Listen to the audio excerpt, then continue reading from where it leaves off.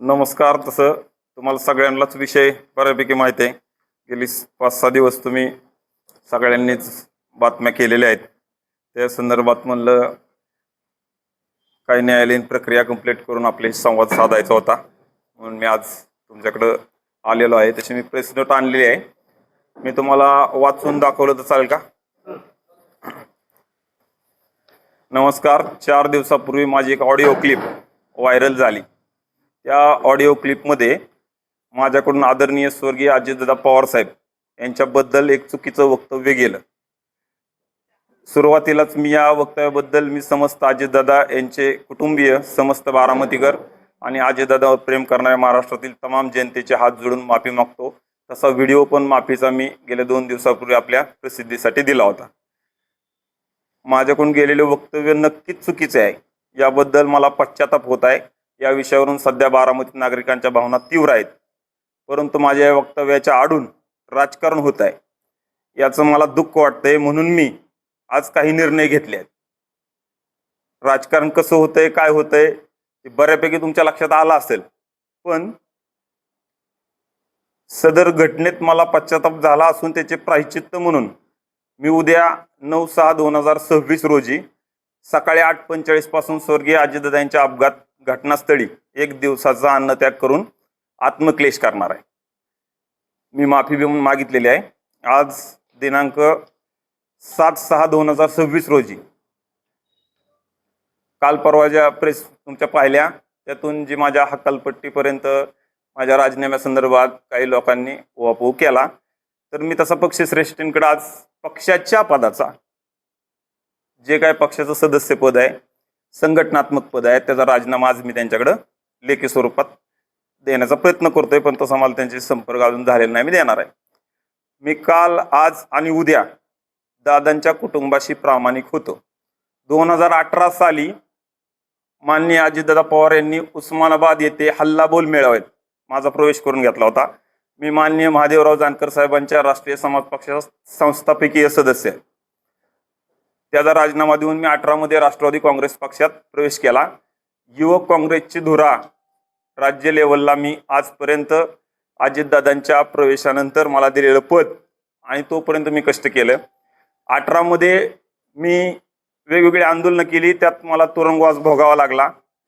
जे बी दादांनी मला कधी काम सांगितलं ते मी न चुकता केलेलं आहे, आणि त्याचं फलित म्हणून मला पहिल्यांदा काय मिळालं असेल, कोणी म्हणत असेल की वेगवेगळ्या कमेंट आहेत, आणि त्या कमेंटचा मला इतका मनस्ताप झालाय, आणि त्या मनस्तापामुळे मी खरं तर तुमच्याकडे आलोय. आज त्या संघटना पदाचा राजीनामा पक्ष लेवलला देणारच आहे. मी कालही प्रामाणिक होतो, आज बी आहे आणि उद्या पण राहणारच आहे. मी पक्ष सोडल्यानंतर 2029च्या विधानसभा निवडणुकीत जोपर्यंत आदरणीय सुनेत्रा वहिनी, मला म्हणजे भरून येते, सुनेत्रा वहिनी पवार साहेब यांच्यावर विजयाचा गुलाल पडत नाही तोपर्यंत मी कोणत्याही राजकीय पक्षात प्रवेश करणार नाही. मला यांनी हकालपट्टीची म्हणजे ती धमकीवाजाच होती हो प्रेस. मग तुम्ही पत्रकारांनी कोणतरी विचारलं, त्यांनी राजीनामा नाही दिला तर काय करणार, म्हणजे लोकांच्या भावना तीव्र होत्या, म्हणजे मारणार का मला मारायसाठी पक्षात प्रवेश केला का? आणि मी इतका याचा प्याचा वाटलो? असं नसतंय. नजर चुकीने माझ्या तोंडातून शब्द गेला ना, मी तो मान्य करतोय. त्याची पूर्ण ऑडिओ क्लिप मला अजूनही ऐकायला मिळाली नाही. मी नक्की बोललो का, मला विचारणं व्हायला पाहिजे का नाही, मला तिथं ऐकायला दिलं पाहिजे का नाही? अजिबात दिलं नाही. मला कोण्याही कधीही काही ऐकवलं नाही, माझंही कुणी ऐकून घेतलं नाही. तरी पण भावना तीव्र लोकांच्या होत आहेत का केल्या जात आहेत ह्याच्याकडे लक्ष देण्याची गरज आहे. मी सांगितलं आता, मी कुठल्याही पक्षात जाणार नाही. मी आज राजीनामा जरी दिला संघटनेचा तर मी कुठल्याही पक्षात जाणार नाही कवर, कारण मला बी राजकीय भविष्य आहे. कोणी माझं राजकीय भविष्य बिघडवू पाहत असेल तर मी बी राजकारण माझं थांबवणार नाही. हे सगळं कारस्थान चाललंय माझं राजकारण संपवण्यासाठी, आणि त्याच्या मागं कोण आहे काय आहे ते मी तुम्हाला सगळी माहिती देतोच. माझ्या नगरसेवक पदाचा राजीनामा मागितला जात आहे. त्याबद्दल मला एवढंच सांगायचं आहे, माझे स्थानिक नगरपालिका प्रभागामधील निवडणूक 2025च्या डिसेंबरला झाली ना, ती डिसेंबरचे 21 नोव्हेंबरला मी बिनविरोध झाले, आणि ते बिनविरोध शब्द इतका जी मनाला लागलाय की तेव्हापासून माझ्यावरती राजकीय षडयंत्र चालू झालं. त्या षडयंत्राला मी घाबरत नाही. माझ्या प्रभागातील स्थानिक काही लोक आहेत यात आणि शहरातील हितशत्रू आहेत, ज्यांना मी कसाच मेचं ना. आता मी नक्की काय करतोय, अजून नगरपालिकेची एकही मिटिंग झालेली नाही. मला अजून त्या नगरपालिकेत जायला पण संधी मिळाली नाही. मी काल माझ्या एका धनगर समाजाच्या मित्राने मला मेसेज पाठवला, 94ला नाना पाटील नगरपालिकेत पुरुष धनगर समाजाचा एक नगरसेवक म्हणून निवडून आले. तदनंतर 2026ला मी आलोय. मधल्या काळात आमच्या भगिनींना संधी मिळाली आणि मी एकटाच आलोय आणि मला घरी पाठवायचं. वा, काही पडद्याआड शत्रू हितशत्रू माझ्या राजीनाम्याची केविलवाणी वाट बघत आहेत. यामध्ये 2029ची विधानसभा निवडणूक डोळ्यासमोर ठेवून मी नाव सांगतोय आता, रोहित राजेंद्र पवार हे पडद्याआड भूमिका बजावत आहेत. किशोर मासाळ यांचा राजीनामा घेतला तर दुखावलेला धनगर समाज हा आपल्या बरोबर येईल अशी मानसिकता डोळ्यासमोर ठेवून रोहित राजेंद्र पवार यांची सोशल मीडिया टीम काम करत आहे. खरोखर रोहित पवार यांना माननीय अजितदादा यांच्या बद्दल मी काय बोललोय जे मला अजून ऐकवलं नाही. किशोर मासाळ यांनी केलेलं वक्तव्य चुकीचं आहे, तर साधा त्यांनी निषेध सुद्धा नोंदवला नाही.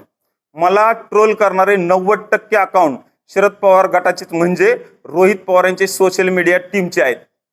तुम्ही चेक करा, मी त्याच्या कमेंट्स आणि सगळे आणलेत. सगळे फेक अकाउंट आहेत आणि असली फेक अकाउंट आमच्याकडे सांभाळायला आमच्याकडे पैसे नाहीत. तानामुळीतली माणसं आहे आम्ही. आता ह्या लोकांनी हे सगळे पैसे तिथं लावले. रोहित पवार यांचे कार्यकर्ते काही फेक अकाउंट काढून माझा नगरसेवक पदाचा राजीनामा मागत आहेत. असे असेल तर माझं रोहित पवार यांना आव्हान आहे की त्यांनी अजितदादा पवार यांच्या स्मृतीस्थळावरती यावं. त्यांनी सुद्धा सांगावं की रोहित किंवा त्यांच्या कुटुंबातील कोणीच अजितदादाच्या कुटुंबातील व्यक्तीच्या विरोधात विधानसभा 2029ची निवडणुका लढणार नाही असं त्यांनी मला लेखी द्यावा, प्रतिज्ञापत्र यांनी द्यावं. त्याच ठिकाणी माझ्या नगरसेवक पदाचा राजीनामा पण देतो. केवळ पडद्याआड राहून एका मोठ्या समूहातील व्यक्तीचा राजकीय गेम करायचा आणि स्वतःचं राजकारण साधायचं हे बरोबर नाही. त्याचं कारण असं आहे, मी तिथं 5-6 वर्ष कर्जत जामखेडमध्ये पक्ष निरीक्षक म्हणून काम केलंय. तिथं माझ्याकडे आत्ता जाऊन बघा, माझ्यावर 5 अंगावर केसेस आहेत. एक तर 307 सारखा गंभीर गुन्हा आहे, त्यात मी 1 महिना जेल काढली आणि मग त्यांच्यासाठी त्याग दिलाय ना. त्याच्या बदल्यात मला वाटणीत काहीच मिळालं नाही. लेनदेन काय पाहिजे ना, सगळी मलिदावालीच आहेत ना. मलिदा गँगचं एक अकाउंट आहे, त्या अकाउंटच्या मी कॉपीज आणल्यात, तुम्हाला देतो. या व्यतिरिक्त माझ्यावर एक गुन्हा दाखल झालाय, त्याच्या आता बातम्या तुम्ही लावल्या. त्याबद्दल कोणतंही भाष्य करता येणार नाही, कारण हा गुन्हा न्यायप्रविष्ट आहे. त्याचा तपास चालू आहे. मी तपास पूर्ण सहकार्य करत आहे. न्यायदेवतेवर मला विश्वास आहे. मला त्याच्याबद्दल काही विचारू नका. एकूणच या सर्व प्रक्रियेत माझ्याकडून झालेल्या चुकाबद्दल मला खेद वाटत आहे. मी आत्मक्लेश करून माफी मागणार आहे. मात्र या विधानाचा गैरअर्थ काढून कोणतंही राजकारण करू नये. या विषयात कोणतीही जातीय भूमिका मी पुढे आणत नाही आणि आणणारही नाही. ज्यांनी मला ट्रोल केलं ते सगळे अकाउंट चेक करा. त्यांनी हा विषय जातीहून आलाय म्हणून मला आता तो उल्लेख करायची वेळ आली. मला जाब विचारला ते केवळ अजितदादा यांच्या प्रेमापोटी. त्यांच्या भावना मी ती 10% काही लोक आहेत ना, त्यांच्या भावना मी जाणून घेतो, त्यांचा आदर पण करतो, त्यांची पुन्हा पुन्हा नाही 10 वेळा माफी मागतो. पण याचा राजकीय खेळ करायची गरज नाही. या सगळ्या मी 2 दिवसात जेवढ्या कमेंट आहेत ना, ज्यांना माझा राजीनामा पाहिजे का नाही, ह्या पत्रकारांनी सगळ्या कमेंट वाचायच्या. ह्यातला एक जरी अजितदादांच्या निधनानंतर ह्याची काय काय भावना होत्या ह्या वाचाय तुम्हाला मिळाल्या तर मी अजिबात तुम्ही सांगचाल ती प्रायश्चित्त करायला माग घेणार नाही. ह्यातल्या प्रत्येक ठिकाणी कोण साडी घालते, हो काय बरं झालं हेच फुट आला पुढं, हे काय. आणि ही असली यंत्रणा भावना ज्या दुखावलेल्या असतात ना साहेब, त्याला इतकी मोठी यंत्रणा लावता येत नाही.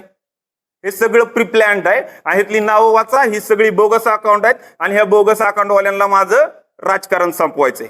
आता जर मी 18 वर्ष संघर्ष करत इथपर्यंत आलोय, माझ्या अख्या खानदानात पहिल्यांदा कधीतरी नगरसेवक कसलं तरी पद राजकारणातलं मिळलंय आणि माझा जर राजकारणातला खेळ संपवायचा असेल तर मी तुम्हाला येणाऱ्या काळात म्हणजे आज उद्या त्यांचे व्हिडिओ रेकॉर्डमुळेच मला ही भोगायचं आणले तुम्ही, तर ते रेकॉर्डिंग आणि बाकीचे सगळे काय काय रेकॉर्डिंग आहेत ते सगळे मी उद्यापासून तुम्हाला देणार आहेत. फक्त तुम्ही लोकांना द्यायला माझ्याकडे चहा पाण्याला सुद्धा पैसे नाहीत आणि तुम्हाला पैसे घेताय असं म्हणत नाही, पण चहा पाणी पाजायला सुद्धा माझ्याकडे पैसे नाहीत. आणि यांची वॉर रूम टीम आहे, मग त्यांच्या पुढे मग माझ्या सगळी तुटून पडतात आणि त्यामुळे मला घरात बसावं लागते आणि रडावं लागते. रडल्यामुळं का लिकरू आणले मी आज. कुठे गेलं ये की बाळा बस. बायका पोरं टेन्शन मध्ये येत आहेत. जी काय असेल ना ती माझ्या बायकोनी आमच्या कुटुंबाचं आमचं आम्ही बघून लागा. बस एवढंच. काय माझ्या भावना तीव्र झाल्या असल्या समजून घ्या, पण मी भोगतोय आणि मला रिंग केली जात आहे आणि त्या रिंगीला मी जशाच तसं उत्तर द्यायला खंबीर आहे. मान कुणाला वाटत असेल माझ्या मागं लोक नाही, माझं काय नाही, तर ते लोक माझी सोबत आहेत. अजिबात काय काळजी करू नका. मी चांगल्याच बघत आलोय, माझं वाईट बघतोय. तुम्ही रोहित पवारांचं नाव घेतलं आणि रोहित पवारांचं नाव घेऊन या ऑडिओचा संबंध जोडला. रोहित पवारांना तुमचं राजकारण संपवायचंय असं का वाटतं तुम्हाला, की रोहित पवारांना माझं राजकारण संपवायचंय का नाही संपवायचं माहित नाही, पण 2029ला त्यांना बारामतीमध्ये आमदार व्हायचंय म्हणून त्यांनी प्रॉब्लेम एक समजून घ्या. किशोर मासाळला हाकलून दिला तरी त्यांचाच फायदा आहे आणि किशोर मासाळला डॅमेज केला तरी त्यांचाच फायदा आहे. म्हणून त्यांच्या राजकारणापायी माझा नको भगतसिंग. राष्ट्रवादी काँग्रेस अजित पवार पक्षाने तुमचा राजीनामा त्याच्यामध्ये राष्ट्रवादी शहराध्यक्ष तालुकाध्यक्ष रोहित पवार. राष्ट्रवादीच्या माझं म्हणणं असं आहे की मला नगरसेवक पदापर्यंत पोहोचण्यासाठी दादांचं मोलाचं सहकार्य आहे आणि राष्ट्रवादीच्या शहराध्यक्षांनी माझा राजीनामा मागावा. हे कुठलं म्हणजे त्यांना माझ्याकडे कुठलं पद आहे हे सुद्धा त्यांना माहित नसावं. त्यांना नगरसेवक पद माझं घालवायचंय आणि ही सगळी रिंग केली म्हणून मी नको आहे असं काय नाही, त्यात काही वेगळं नाही. तुमच्याशी त्यांचं काय बोलणं नेमकं झालं होतं, ते आले होते तुमच्याकडे? मला त्यांचा निरोप मिळाला की तुम्ही राजीनाम्यावरती सही करा. मी म्हणलं माझं म्हणणं ऐकून घ्या आणि माझी चूक काय आहे ती मला सांगा. आता मी मगाशी म्हणलं ना मला ते रेकॉर्डिंग ऐकायला मिळालं नाही हो. मला त्यात एका शब्दात काय समजते नक्की.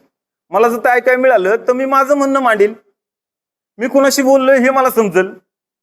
रेकॉर्डिंग तुमचंच आहे? अहो मी काय म्हणतोय, मी काय झाले मला रिंग केली, मला सूचना नक्की नाही का. येडं पिस झाल्यावर माणूस काय करतो, इकडे पळतो तिकडे पळू. मी जीव वाचवत पळतोय, माझ्या गुन्हा दाखल झालाय. परत आता ही पक्षाचं काय ह्यामध्ये गडबडलं. तुम्ही एक माफीनाम्याचा व्हिडिओ तयार केला, ऐका ना मी म्हणतोय. त्या व्हिडिओमध्ये तुम्ही स्पष्ट सांगितलंय की माझ्या तोंडून असे शब्द गेलेले आहेत. मग ते रेकॉर्डिंग किशोर मासाळ यांचं आहे का? साहेब मला ते पूर्ण ऐकायचंय, त्यावेळेस मी सांगेल. मी आता सध्या भितरलोय, घाबरलोय, मला समजणार नक्की. मला वाटतं जीव वाचवायला पळतोय मी, एवढंच समजून घ्या.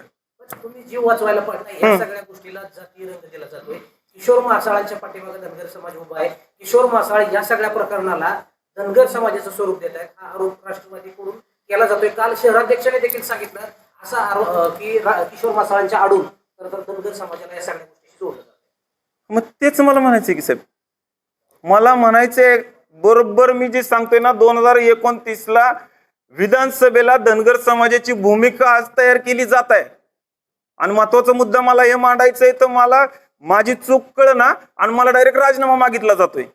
मग तुम्हीच सांगा काय करावं, मला माहिती तर पाहिजे ना मी केलंय काय. तुम्ही सांगितलं शहरातले काही लोक आहेत, कोण लोक आहेत? शहरातली चांगली मोठी लोक आहेत. मी घाबरलोय, मला त्रास देतात आणि मला न्याय मागाय कुठं जायचं समजना म्हणून मी. किशोर मासाळांना नेमकं झालंय काय, कारण गेल्या काही दिवसांपासून किशोर मासाळ पोलीस स्टेशनला एक पत्र देतात. पहिल्यांदा एक पत्र दिलं जातं किशोर मासाळांकडून, माझ्या जीवाला धोका आहे. त्यानंतर किशोर मासाळांवर एक विनयभंगाचा गुन्हा दाखल आणि त्याची मी किशोर मासाळ पुन्हा डीवायएसपी कार्यालयाला पत्र देतात आणि त्याच्यात उल्लेख केला जातो की राष्ट्रवादी काँग्रेस पक्षाच्या माध्यमातून मला त्या महिलेवर नजर ठेवायला लावली होती. हे नक्की त्या पक्षाने तुमच्या सांगितलं होतं? राष्ट्रवादी ऐका ना, मी त्यात स्पष्ट म्हणलंय, पक्षाने दादांनी सांगितलेलं काम मी नेहमी चोख करत आलेलो आहे. आणि मी ज्यावेळेस ही रिंग झाली त्यावेळेस त्या रिंग मधून दादा नाहीत ना आता मला वाचवायला. मग रिंग झाल्यावरती त्या रिंग मधून बाहेर पडण्यासाठी भीती वाजा मी ते पत्र दिलं होतं, पण माझ्या पत्रावर कुठलीही कारवाई झाली नाही, उलट मला त्रास झाला. मग ते आता मी म्हणलं ती भाग न्याय प्रविष्ट आहे. कायद्याचा मला थोडासा अभ्यास कमी आहे. धनगर समाजात नेतो मेंढरा मागं थोडासा माझा जन्म झाल्यामुळं थोडं समजून घ्या, माझा कायद्याचा अभ्यास कमी आहे.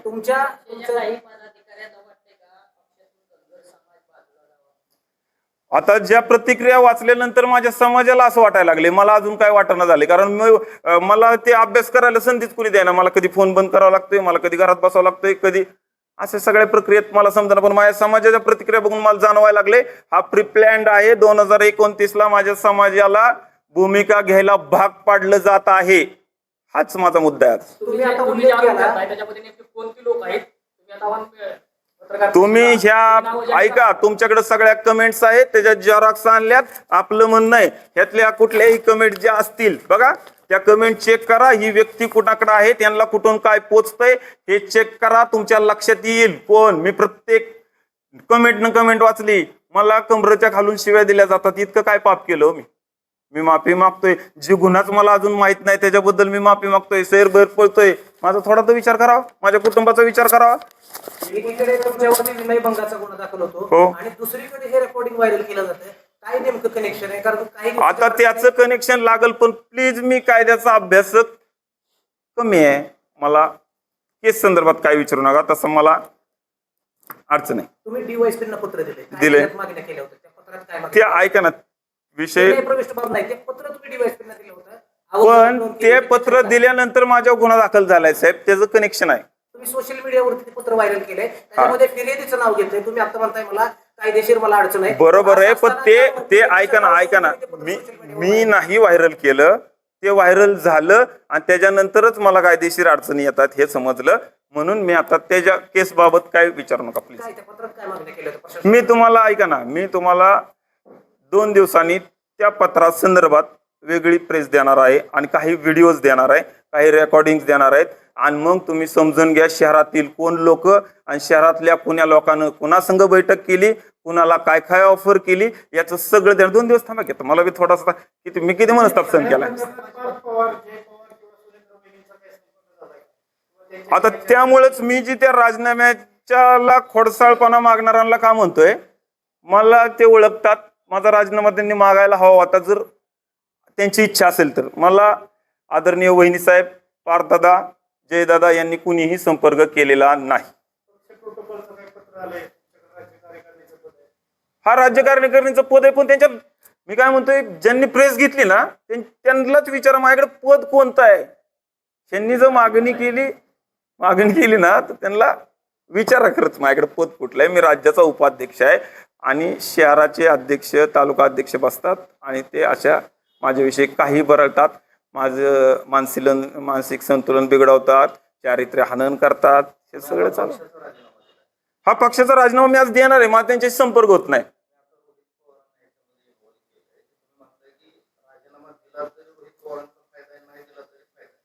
नाही, मला हक्कलपट्टीची धमकी दिली साहेब मला. माझं पद घालवायसाठी प्रचंड ताकद वापरली जाते.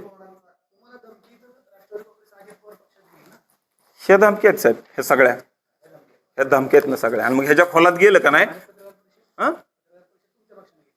हो, अहो मला तर वाटतंय सगळ्यांनी मिळूनच कसं केलंय काय समजा ना मला बरं का. पण हे जर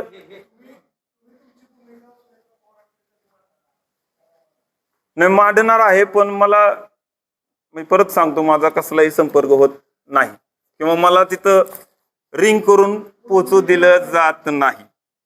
येस.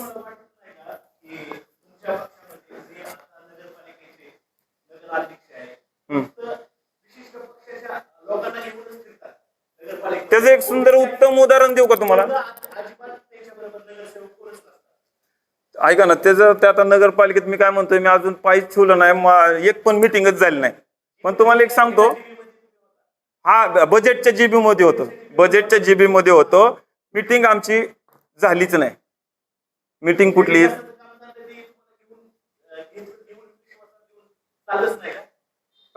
तसं नाहीच म्हणता येणार, कारण मला तसं का ज्ञातच नाही. म्हणजे काय, मी 2-3 वेळा मिटिंगच्या अगोदर माझ्या प्रभागातल्या काही मागण्या केल्या होत्या. त्यात अजून ते माझं पत्र, आता परत मिटिंग घ्यायची तर मला आता निरोप मिळाला काहीतरी की तुमच्या काय मागण्या असते तर द्या. मी म्हणलं 3-4 वेळा दिल्या तर त्या शोधा तर ते कुठं गेल्या नाही का, असं सगळं आहे.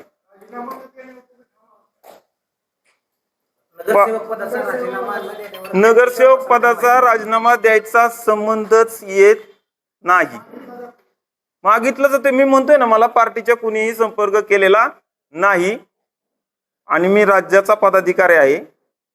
राज्याच्या पदाचा सुद्धा राज्यावरून अजून कुठलंही पत्र आलेलं नाही. किशोर मासाळ राजीनामा देणार नाहीत, यामध्ये रोहित पवारांचं नाव देत आहे. किशोर मासाळांकडे असे काय पुरावे की रोहित पवारांवरती एवढा गंभीर आरोप केला जातोय? 2029 ची निवडणूक लढण्यासाठी रोहित पवारांनी केलेले हे आपण त्यांना म्हणलं ना साहेब, माझा जर राजीनामा पाहिजे कुणाला, ह्याच्या जर खोलात गेलं तर डायरेक्टली समोर येत आहे. तर आपलं म्हणणं आहे दादांच्या स्मृतीस्थळापाशी यावं, त्यांनी ॲफिडेव्हिट करून द्यावं, मी बारामतीमध्ये उभा राहणार नाही.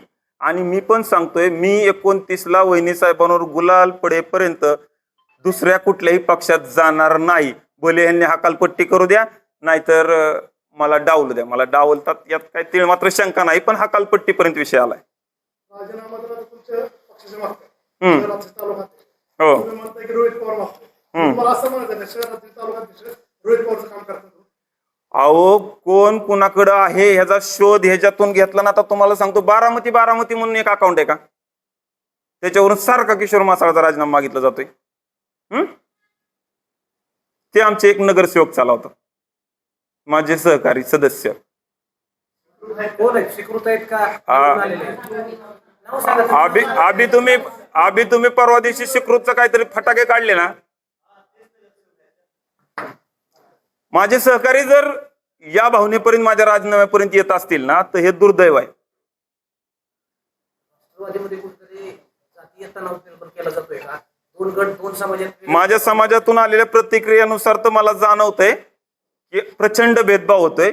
मी ओबीसीच्या आंदोलनात बारामतीमध्ये सक्रियपणे भूमिका घेतली, त्यावेळेस लक्ष्मण हाकेंना पोचतोय असा माझा आरोप केला गेला. तिकिटाच्या वेळेस अजितदादांचे कोणत्या पद्धतीने कान फुकले गेले याच लोकांनी, कानफुक्या लोकांनी, आणि त्याचाही मला किती त्रास देण्यात आला. तेव्हापासून मी नगरपालिकेत जाऊच नाही अशी प्रचंड इच्छा होती, त्यात झालो बिनविरोध. आता ती झाला कळीचा मुद्दा, आणि ती बिनविरोध शब्द जी इतकाच फेमस झालाय की महाराष्ट्रातल्या प्रत्येकाला कधीतरी बिनविरोध व्हावा वाटेल. मला माझी नाही इच्छा आली, पोट भरले. रोहित पवारांनी एक आरोप केला होता की बारामतीमधला एक छोटा नेता खरातांच्या संपर्कामध्ये. हो. त्यावेळेस किशोर मासाळांचं तिकीट फायनल होणार होतं. हो. त्यावेळेस त्याच छोट्या नेत्याने अजित पवारांकडे अशी मागणी केली होती, किशोरला जर तिकीट दिलं तर किशोरचा मृत्यू होऊ शकतो आणि त्या ठिकाणी रिइलेक्शन लागू शकतं, अशी चर्चा बारामतीमध्ये आहे. हे खरं आहे? थँक्यू साहेब. माझ्या नगरसेवक झालेल्या त्या लेटर पॅडवर बारामती शहरचे PI शिवड शेट्टी साहेब आहेत. मी त्यांना पत्र दिले, साहेब अजितदादांची काळजी घेतली नाही, माझी तरी घ्या म्हणलं. माझ्या जीवाला धोका आहे. काळी जादू बारामतीकरांना यायला लागली म्हणलं. काळ्या जादूने दादांचा घात केलाय, माझा होऊ शकतो. आणि त्यावेळेस भविष्यवाणी केली एका छोट्या नेत्याने, दादा किशोरचा मृत्यू होऊ शकतो नगरसेवक झाल्यावर. तेव्हापासून बिलो काय अंगठ्याने येईन बघा, ही सगळं देवदेव करतोय मी. फार बिल कोण आहे तो छोट्या नेता? छोटा मी काय म्हणलं माहिती का, संबंधित एजन्सीने रोहित दादांचा छोटा नेता शोधावा, आणि मग माझा छोटा नेता तो छोटा नेता एकच निघाला तर आपण जातो बाबा बारामतीतून. आपण घाबरले. तुम्हाला असं म्हणायचंय, छोटा नेता आणि शहरची बॉडी, तालुक्याची बॉडी, ही नावाला फक्त राष्ट्रवादीचे इकडं, ते काम त्या गटाचं करतात. शंका आहे, त्याला वाव आहे. ह्या सगळ्या कमेंट्स आहेत. गाडीत बसणारी लोक, वेगवेगळे डुप्लिकेट अकाउंट बघा, आणि त्याच्याहून येणाऱ्या कमेंट. माझ्या आता नशीब माझे 2-3 लेकरं IT इंजिनियर, त्यांनी हुडकून काढली ही माणसं कोण चालवतंय, तर त्या माणसं ह्या गटातनं पद घेतात, त्या गटाचं काम करतात. भयानक आहे ती. फक्त मी तुम्हाला 2 दिवस जाऊ द्या, हे सगळं देतो, काही काळजी नका करू. हो, काय असले व्हिडिओ सगळे येते. उद्या किशोर मासाळ, माझे बायको मिले असतील राव त्यात. किशोर मासाळांची काय नेमकी भूमिका आहे उद्या? किती वाजता त्या ठिकाणी अजित पवारांच्या त्या ठिकाणी? मी सकाळी 8:45 वाजता जाणार आहे, कारण 8:45च्या टायमिंगला मला समजलं होतं दादांचं, आणि मी खरंच दादांवर खूप प्रेम केलंय. बागलबुवा करून माझा खट कार्यक्रम लावलेला आहे, एवढं सांग. किती दिवस नजर आहे आमच्यात? 1 दिवस करतो ना साहेब. एकीकडे तुम्ही म्हणताय अजित पवार माझा प्रचंड जीव आहे, अजित पवारांचे असे शब्द वापरताय. तुम्हाला परत सांगतो, ती क्लिप मला पूर्ण ऐकावा. मी कोणाशी बोललोय, ती क्लिप कुठनं कशी कुठं आली काय. साहेब म्हणलं की सैरभैर पळायला लागल्यावर माणूस इकडं अडकते का तिकडं अडकते, जीव वाचवायला पळतोय. हो, मी लगेच झालंच का, मीच केलं. तुम्ही स्वतः माफीनाम्याचा व्हिडिओ टाका. अहो मी काय म्हणलं, माफीनामा टाकल्यावर निदान राग आपल्याला कोण काय म्हणणार नाही म्हणून हो तसं केलं. कुठली ती ऑडिओ क्लिप जी फिरते समाज माध्यमांवर. साहेब, मी पूर्ण ऐका ना, तुमच्या संदर्भात साहेबांनी एक तक्रार शेक केली का? ऐका ना, ते 1 सेकंदात सायबरला सुद्धा टेन्शन आले, ते कळानच नक्की. मला ती पूर्ण जर मिळालं ना तर मी पूर्ण ऐकेल, म्हणजे मला समजेल नक्की मी कुणाशी बोललोय, त्या व्यक्तीनं ती कुणाला दिली का मी दिली, नाही का, मला नक्की समजेल ती आली कशी, मीच आहे का तो, नाही का. ह्याच्यासाठी मला ती पूर्ण ऐकायची. पण मला माझा गुन्हाच सांग नाहीत आणि फाशी घ्या म्हणतात, कसं होईल. किशोर मासाळचा दुसरा एक व्हिडिओ व्हायरल झालाय. सांगा. किशोर मासाळ त्या व्हिडिओ मध्ये रडताय आणि तो रडतानाचा व्हिडिओ किशोर मासाळ नेमका कुणाला पाठवला? ऐका ना, माझ्या बायकोला पाठवला. इतकं सगळं माझ्या विनयभंगाचा गुन्हा आता नका राहू त्या गुन्ह्याचं काढू, पण माझा पर्सनल इश्यू आहे, प्लीज समजून घ्या. धन्यवाद. Thank you sir. थँक्यू.